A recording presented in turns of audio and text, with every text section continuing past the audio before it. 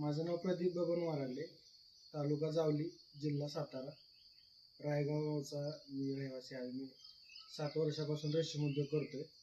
यापूर्वी मी इतर जातींचं दुसऱ्या कंपन्यांचं म्हणजे आळी घ्यायचो, पण त्याच्यावरती मी ॲव्हरेज 100ला 110 काढलेला. पण म्हैकोचं मी ज्या वेळेला घेतलं त्यावेळेला मी 200ला 251 किलो काढला.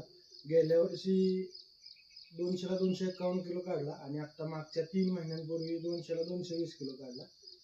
अशा पद्धतीने माझं ॲव्हरेज ही चांगलं आलं.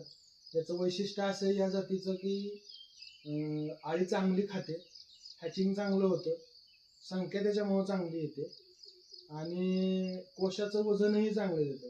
आळीने भरपूर पाला खाल्ल्यामुळं कोशाचं वजन छान येतं.